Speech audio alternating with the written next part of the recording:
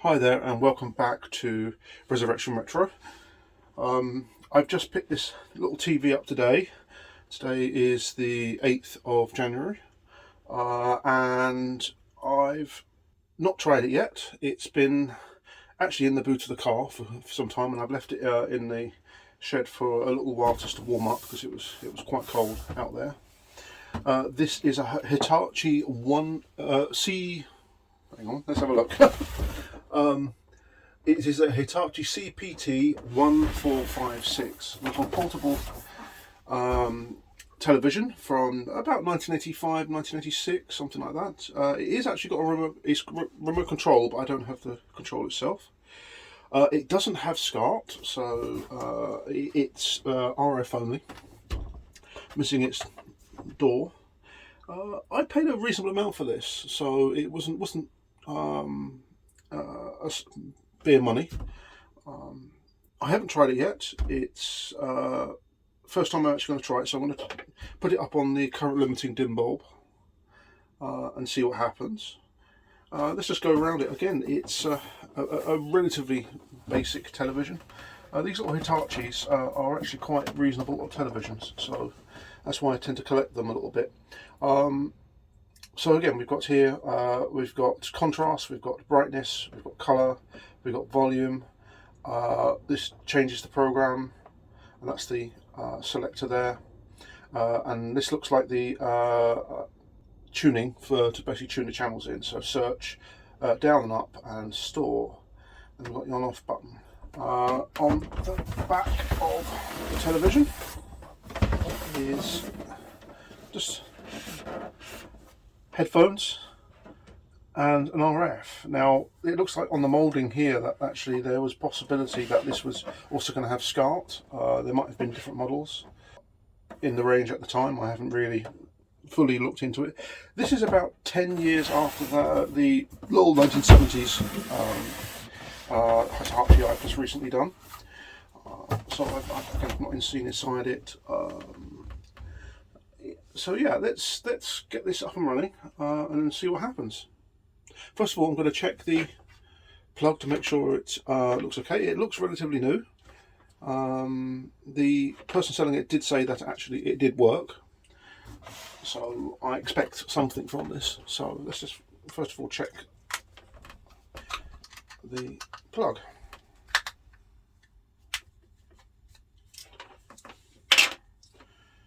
Yeah, that looks good. 3 amp. Make sure, yeah, that's all nice and solid. Somebody knew what they were doing when they put this plug on. Many don't these days, surprisingly, because everything's all moulded. Yeah, that looks new, and somebody's done a pretty good job on that.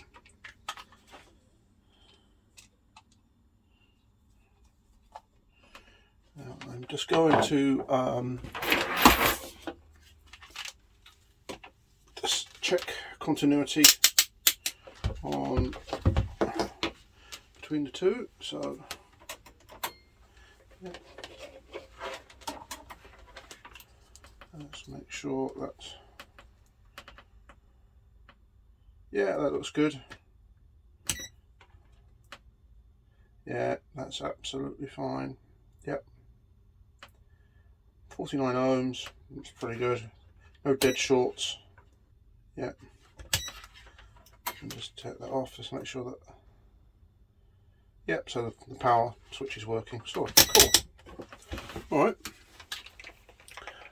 Let's get this powered up and see what happens. So again, on the current limiting bulb, which is in series with the live. So here we go. Plug in.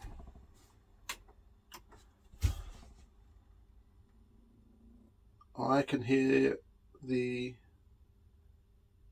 dim down. I'm happy to put this on to full power. That's absolutely fine. Yeah, there's not going to be enough current going in to do the high voltage. It all sounds okay. There's no dead shorts anywhere. Right, into the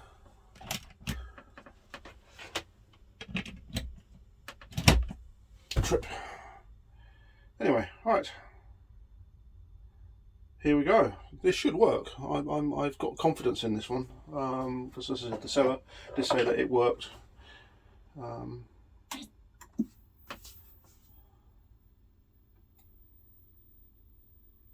Yeah. Oh, there we go. Yep. That looks. Oh wow, that's bright. Oh my god, that is bright. Okay. Let's just have a quick look in the camera. Yeah, that looks pretty good. That looks pretty good. Right, okay. Let's just undo some of this. Just so I can... Will it reach? Yes, I'm going to have to move my tea out the way. Let's have a glug. Let's see whether it will reach. Okay.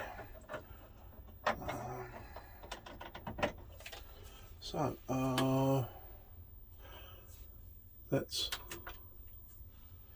turn that on. Okay. We'll see whether I can find something. I'm just going to press the button and hold it and wait. There's no indication on the screen of any tuning, so I can see it. Oh, there we go.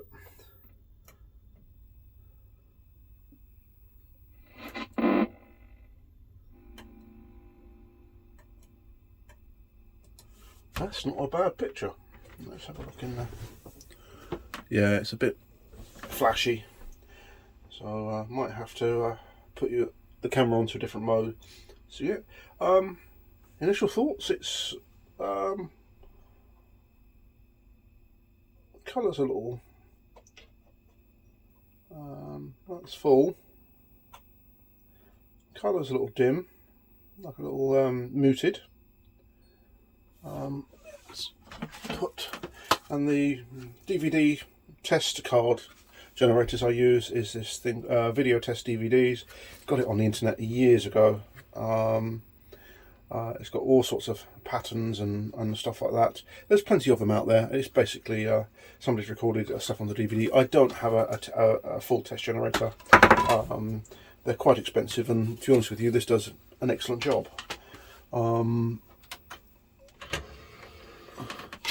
I'm aware that Jordan Peer over in the States does a similar thing, and he does it as a daily job. So yeah, it works. It works really well. You get a nice variety of test patterns. So I'll show you some of them. So there we are. Let's try and get the light reflection out. So yeah, there's plenty of test patterns on there.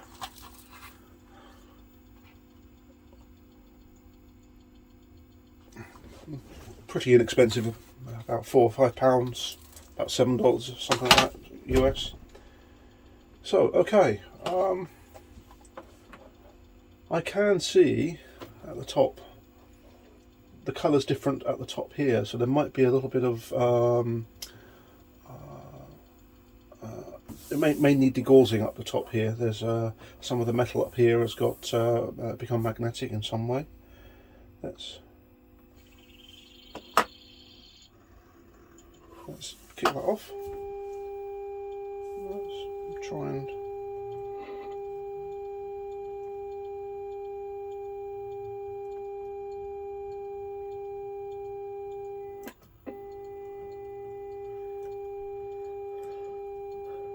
there we go. That ain't bad really.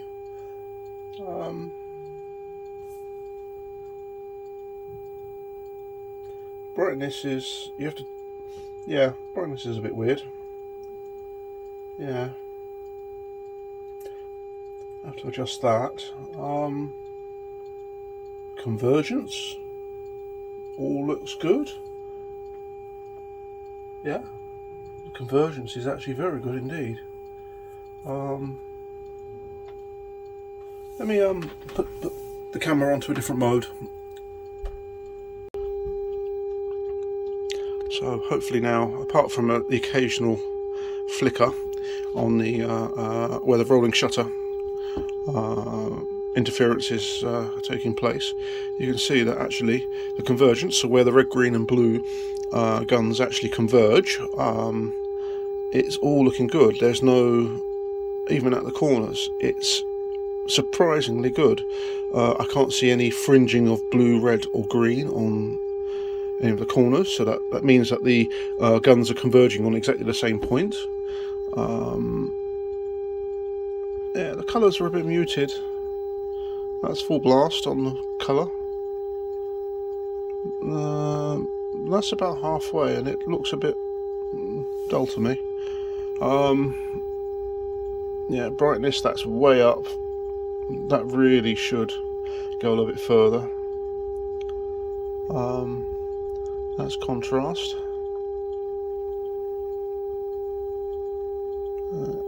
That looks nice, but that's at full thing, so okay.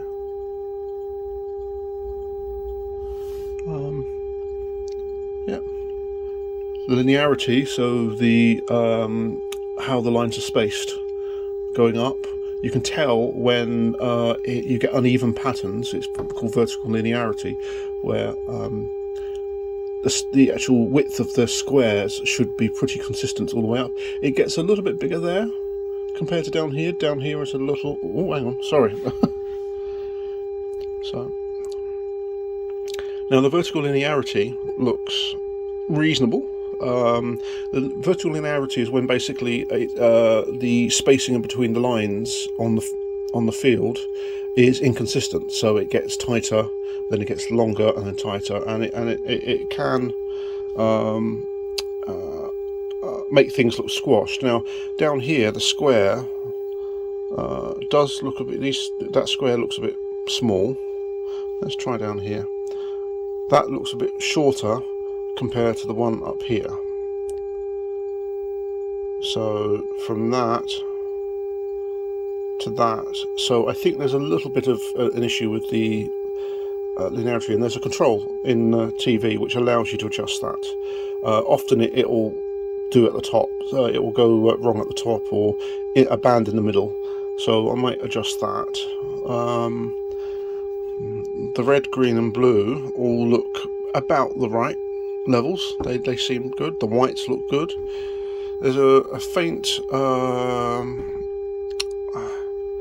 patterning on the screen, like it's not tuned in properly, so it could be something to do with the tuner. The height seems good. I tend to prefer to actually make it just a little bit taller, not by much, but that's fine. The centering is good. You can actually tell this TV doesn't have one of those little points. They used to do it, but they used to put points here and here and there, so you could tell where the exact middle of it is. But actually, to be honest with you, right in the middle of the badge is perfectly fine. Yeah. All in all, it's a pretty good tube. It's a little dim. I don't think it's worn out. Oh, we're going to go on to another test pattern. There we go. So you can see that all the squares look consistent across the whole screen. That's pretty nice. Yeah. Okay, there's a little bit of fringing here, but that's down to tuning problems. If I try and change the tune. Oh, there we go. Whoop.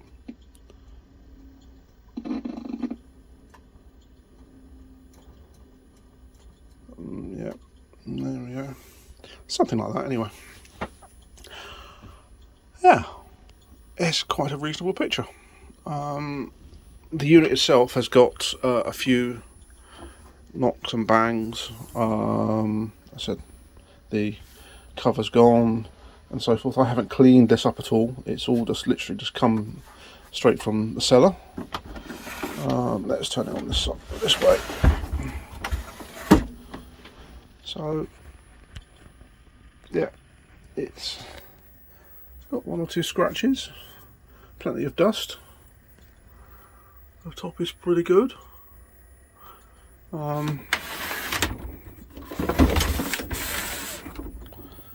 you are. That's what it is.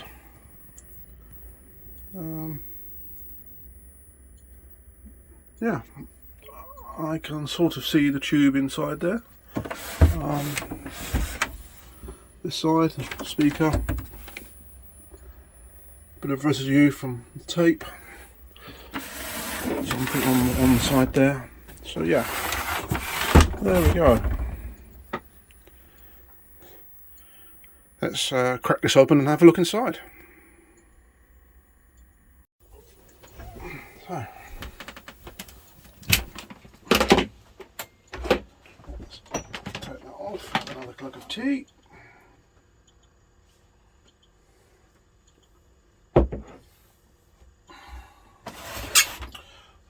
Okay, that.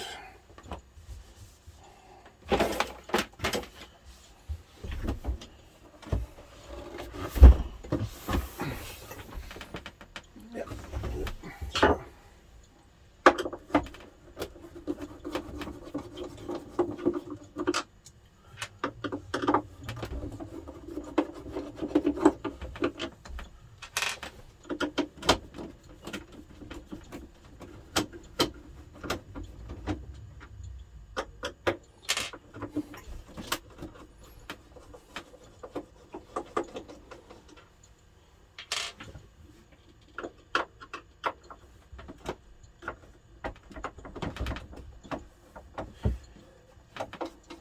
Many of these types of TVs just went to landfill in the 1990s.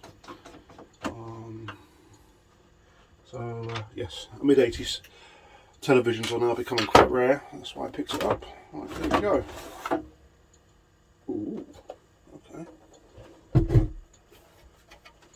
Look. Okay, let's flip it back up and have a look.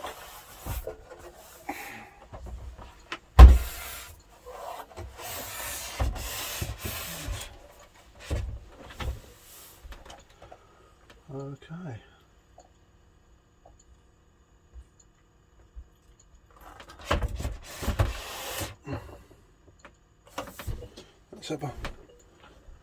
Let's have a look.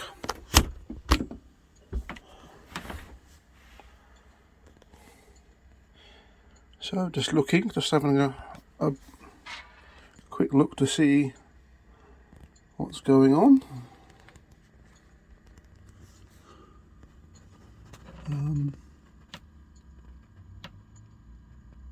Okay, that looks like an audio amplifier board of some sort. See some sort of jungle chip. Was that a TDA something? Let's have a quick look at what that is. That is a TDA 3562A. Yeah, that's pretty standard. So it's a mid-80s cheapo TV. Now this is a Mullard, Mullard. It's very difficult to see in this light. Hold on, let's see whether I can show you. So yes, it's a Mullard tube, an A34EAC00X. Let's see whether we see. There we are. Screen colour, made in Austria. Yeah.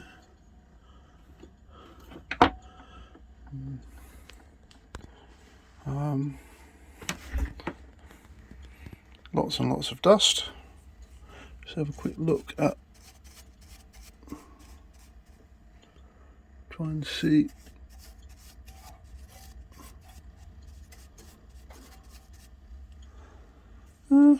It's got some hours on it. That's a bit vague, but yeah, it's definitely been used. There's no doubt about it. Separate power board, so the mains comes in there. Then you've got a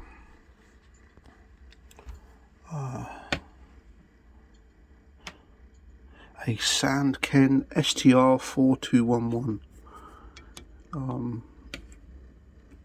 IC. There's plenty of things. So 18th of April. 18th of April, doesn't give a date. See that, there's a 18th of April on that.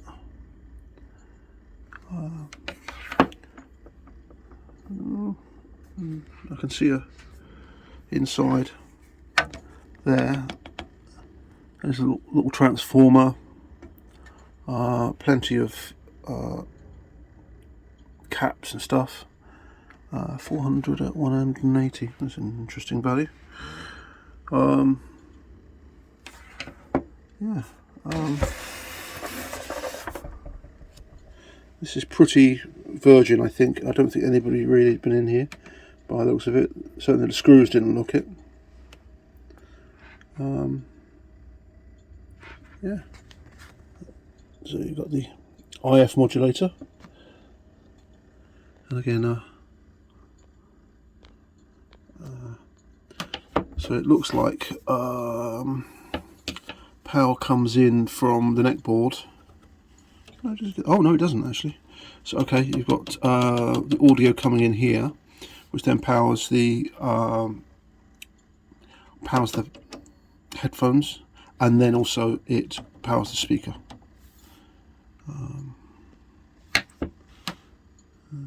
Don't it? Gonna no. I'll leave it for a while.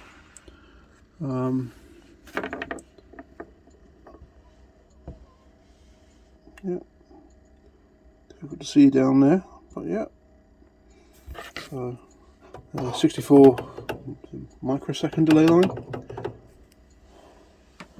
Again, it says Philips. There's a lot of Philips components in this, so it might be a Philips design branded as Hitachi. I'm not sure. The neck board is on at an angle. Okay. As an engineer, that would so make my OCD go nuts if I didn't actually put that neck board level.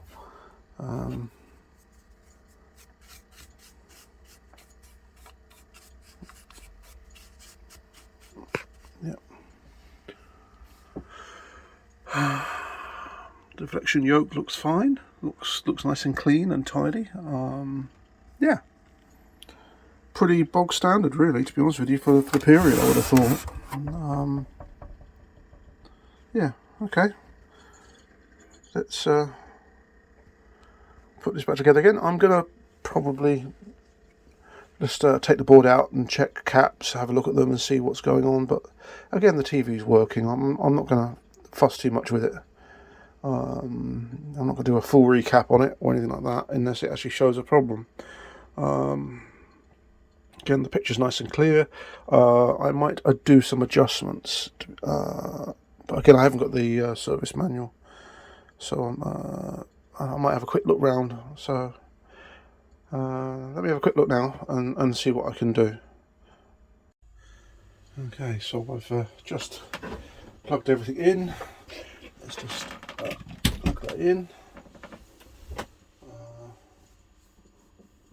I don't think this shouldn't push the board out. Well, it does a little bit. There we go.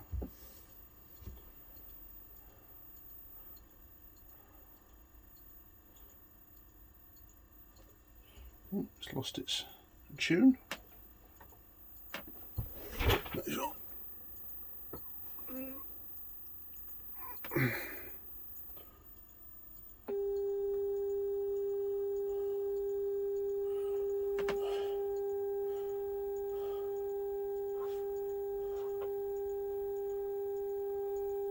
Right.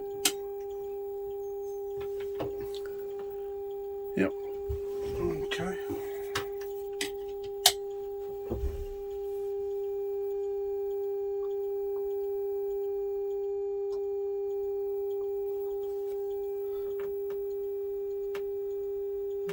That's a little bit brighter.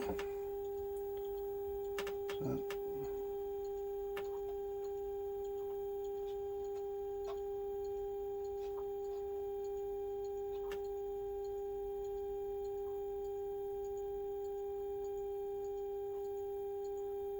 Yeah. Let's go back to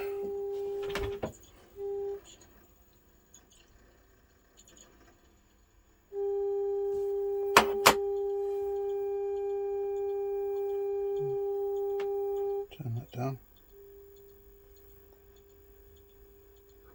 Right. It's gone a bit fuzzy. Okay.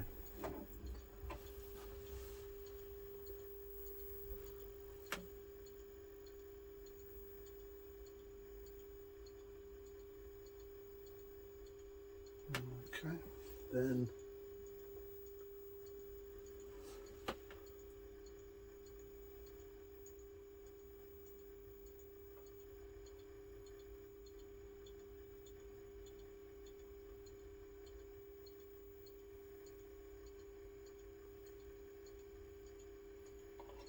that's the focus.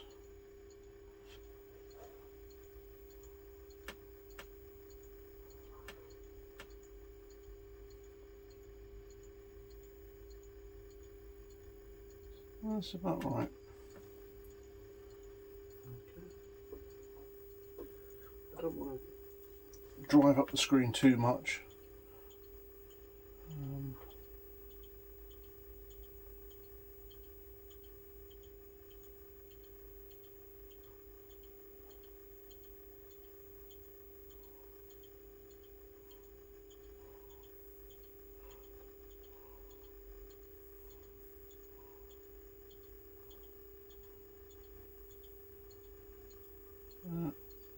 Is that blowing out?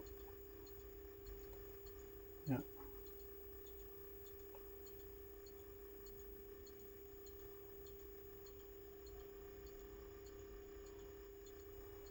That seems happier.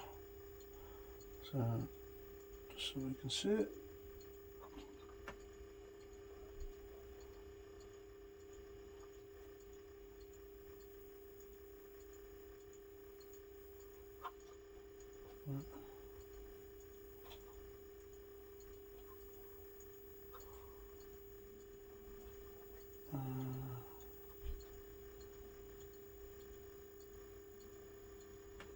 There we go. So,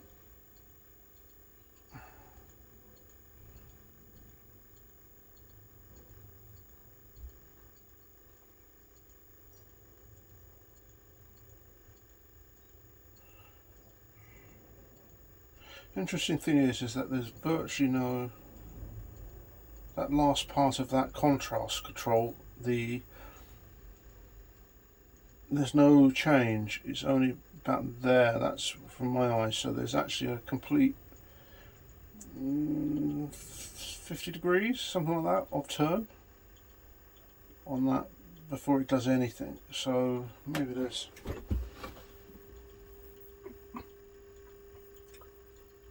again, maybe there's something else. Yeah, I'm not going to touch any of that lot on the back of that neck tube, so neck water. Okay.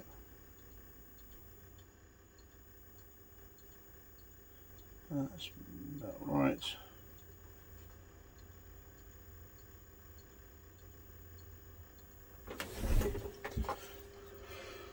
Let's try the colours.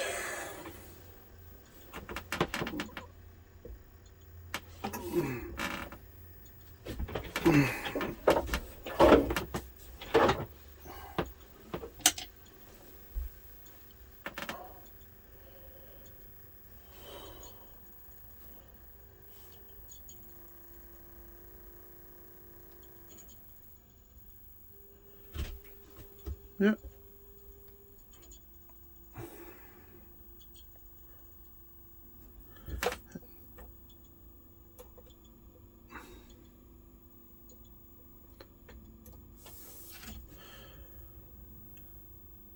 Red. Come on, border, head off. That's it. Yep, nice consistent colours.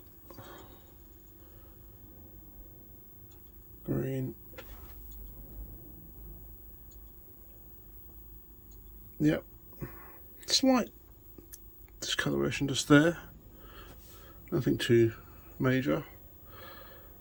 Yeah, it's the same on there. There's some sort of discoloration just there. It's going slightly purple just there on that blue, and the white all looks good. Yeah, okay. Yep, I'm happy with that. Right, let's put this thing back together again. So I found a stamping on this, and it looks like February 1986. So yeah, that fits in with the model number. Yeah, that fits in with the sort of vintage of the television, and also all the research I've done about the model. So it's about 85 to about 87, something like that. This model was run.